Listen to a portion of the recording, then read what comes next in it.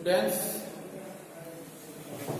आज मैं आपको इंटीजर्स टॉपिक में प्रॉपर्टीज ऑफ इंटीजर्स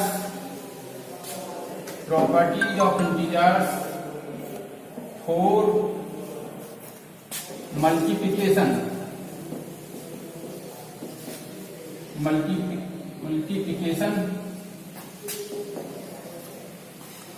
ये पढ़ाऊंगा मैं आज आपको। देखो, तो हमें प्रॉपर्टी समझने के इंटीजर्स की मल्टीप्लाई के लिए क्या क्या प्रॉपर्टी है, मतलब हम दो इंटीजर की मल्टीप्लाई किन किन नियमों के आधार पर कर सकते हैं, किन रूलों का हमें फॉलो करना पड़ेगा यदि हम दो इंटीजर्स की मल्टीप्लाई कर रहे हैं। तो सबसे पहले जो रूल है, जो प्रॉपर्टी है, सबसे पहली प्रॉपर्टी है closure property.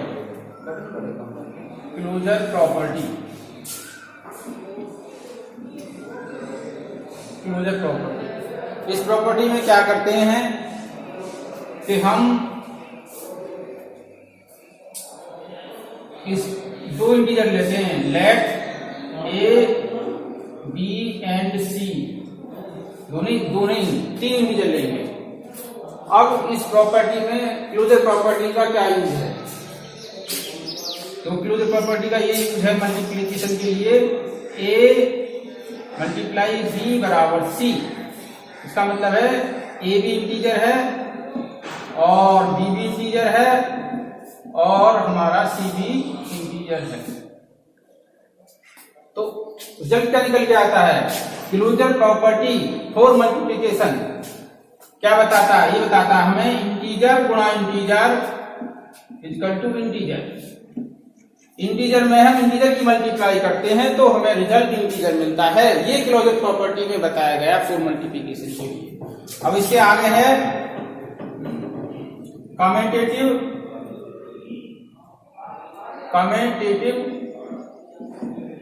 Commutative law for multiplication. देखो, कम्यूटेटिव लॉ फॉर मल्टीप्लिकेशन। अच्छा, अब ये कम्यूटेटिव लॉ इंटीजर की मल्टीप्लाई के बारे में क्या बताता है, क्या रूल बताता है? कम्यूटेटिव लॉ ये बताता है यदि दो इंटीजर हम लें a मल्टीप्लाई 2, तो उसका हम ऑर्डर चेंज कर दें, मतलब इसको यहां कर दें और इसको यहां कर दें, उनको रिप्लेस कर देते हैं तो प्रोडक्ट चेंज नहीं होता है। देखो, इसका रिजल्ट भी 2 ही आएगा, इसका भी 2 आएगा, इसका भी 2 आएगा। अब इसको कैसे, इसका कंसेप्ट में कैसे let A and B any two integers, तो क्या हो जाएगा इसके अनुसार a multiply B equal to B multiply A. A में बी की मल्टीप्लाई करते हैं या बी में ए की मल्टीप्लाई करते हैं, तो रिजल्ट जो होता है प्रोडक्ट वो सेम रहता है। ओके स्टूडेंट्स, अब और भी हम ले सकते हैं -5 गुणा 3 मल्टीप्लाई 3 गुणा -5। -5 मल्टीप्लाई 3 इक्वल टू 3 मल्टीप्लाई -5। तो देखो, इसका प्रोडक्ट कितना आएगा 15 और इसका प्रोडक्ट कितना आएगा -50। तो दोनों का क्या रहा? दोनों का रिजल्ट हमारा सेम रहा। अब तीसरी प्रॉपर्टी है distributive property. Distributive property for multiplication. देखो, मैंने शॉर्ट में लिख दिया है। तो डिस्ट्रीब्यूटिव प्रॉपर्टी क्या होती है? डिस्ट्रीब्यूट का मतलब क्या होता है? डिस्ट्रीब्यूट का मतलब होता है बांटना। क्या होता है? बांटना। अब इसमें हम क्या करते हैं, तीन इंटीजर लेते हैं, एक ब्रैकेट में हम किसी भी इंटीजर से मल्टीप्लाई कैसे करेंगे उसका तरीका है। ये तरीका है जैसे let a comma b and c any 3 integers, तो क्या जाएगा a into b plus c equal to. अब देखो, इसमें डिस्ट्रीब्यूट का यूज यहाँ पे होता है। अब a मल्टीप्लाई के रिलेशन में, ऑपरेशन में किसके साथ डिस्ट्रीब्यूट हो गया? b के साथ, a मल्टीप्लाई b। अब ये मल्टीप्लाई के इस रिलेशन में क्या होगा, किसके साथ बट गया? c के साथ। प्लस का ये प्लस है तो प्लस, माइनस है तो माइनस, क्या जाएगा a multiply c. Distributive law, ये डिस्ट्रीब्यूटिव प्रॉपर्टी है इसके लिए, मल्टीप्लीकेशन के लिए। और -2 गुणा 3 गुणा -5, सॉरी देखो इसका यूज कैसे करेंगे हम, यहाँ पर इसका यूज करेंगे -2 गुणा 3, इसको इसके साथ डिस्ट्रीब्यूट करते हैं, फिर इसी को इंटीजर के साथ ब्रैकेट करते हैं, क्या हो जाएगा, नेगेटिव में पॉजिटिव में मल्टीप्लाई करेंगे तो नेगेटिव 6 आ जाएगा, और नेगेटिव की नेगेटिव में करेंगे तो पॉजिटिव आएगा रिजल्ट। 2 × 5 2 5 या 10। अब माइनस प्लस है तो सब्ट्रैक्ट करेंगे, कौन सा किस में से करेंगे, जिस ग्रुप में जा रहे हैं, तो +10 से -6 को सब्ट्रैक्ट करेंगे तो 4 मिलता है, 4 प्लस का मिलेगा माइनस का, तो जो ऊपर है, जिस सिंबल का इंटीजर ऊपर है तो प्लस ऊपर है तो प्लस का, और प्लस हम शो नहीं करते इक्वल टू के बाद। तो नेक्स्ट प्रॉपर्टी है एसोसिएटिव प्रॉपर्टी फॉर मल्टीप्लिकेशन। तो एसोसिएटिव प्रॉपर्टी क्या होती है, तो एसोसिएटिव प्रॉपर्टी को हम ग्रुपिंग प्रॉपर्टी भी कहते हैं, ग्रुपिंग प्रॉपर्टी। ग्रुपिंग प्रॉपर्टी यदि हम 3 इंटीजर लेते हैं a, b एंड c, हमने 3 इंटीजर लिए तो इसमें एसोसिएटिव प्रॉपर्टी का क्या यूज है, तो a × b, a और b के प्रोडक्ट में c से मल्टीप्लाई करें या a की मल्टीप्लाई b और c के प्रोडक्ट में करें, तो दोनों का जो रिजल्ट है वो सेम होगा।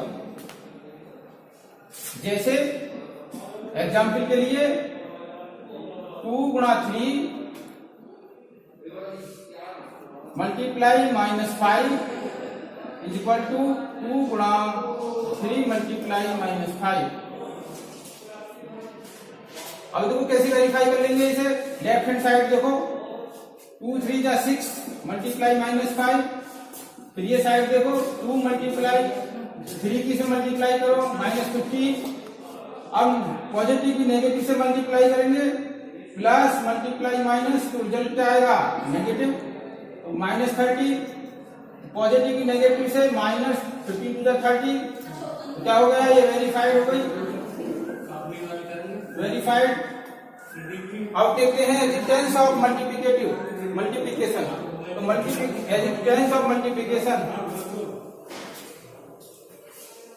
आइडेंटिटी देखो कैसे, मल्टीप्लिकेटिव आइडेंटिटी कौन सी होती है, इसमें देखो हमने कोई a इंटीजर लिया, लेट a एनी इंटीजर, कोई भी इंटीजर पॉजिटिव हो या नेगेटिव हो, तो a में 1 से मल्टीप्लाई करें, 1 को a से मल्टीप्लाई करें तो रिजल्ट क्या मिलता है a। ये किसने बताया हमें, ये बताया हमें उसमें कम्यूटेटिव प्रॉपर्टी में। तो इसमें आइडेंटिटी का, मल्टीप्लिकेटिव आइडेंटिटी का क्या रोल है, तो वो नंबर मल्टीप्लिकेटिव आइडेंटिटी होगा जिसकी किसी अदर इंटीजर में मल्टीप्लाई कर दें तो रिजल्ट वही नंबर आए। जैसे एग्जाम्पल के लिए -2 में यदि 1 से मल्टीप्लाई करें तो -2 ही आएगा, और एग्जाम्पल -50 में 1 से मल्टीप्लाई करें तो -50 ही आएगा इटसेल्फ। तो क्या हुई, मल्टीप्लिकेटिव आइडेंटिटी किसको कहेंगे, 1 को कहेंगे।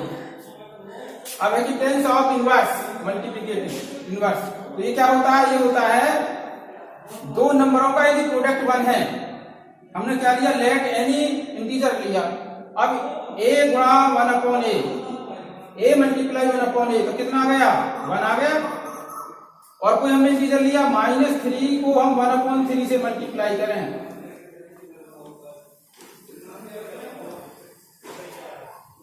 -3 कैंसिल हो गया, माइनस प्लस, तो कितना आ गया 1, तो रिजल्ट बना रहा है। इसका मतलब है a का मल्टीप्लिकेटिव इनवर्स तो 1/a और 1/a का a, तो a का तो हो जाएगा मल्टीप्लिकेटिव इनवर्स 1/a, और 1/a का मल्टीप्लिकेटिव इनवर्स हो जाएगा a। ये है अगर प्रॉपर्टी ऑफ जीरो, तो प्रॉपर्टी ऑफ जीरो क्या होती है कि जीरो को किसी भी इंटीजर में मल्टीप्लाई करते हैं तो रिजल्ट 0 आता है। जैसे 5 × 0 = 0, तो हमने लेट a एनी इंटीजर तो a मल्टीप्लाई 0 या 0 मल्टीप्लाई a, रिजल्ट क्या आया 0। तो ये कंसेप्ट पूरा हो गया। और कल मैं नेक्स्ट वीडियो में आपको नेक्स्ट एक्सरसाइज पढ़ाऊंगा।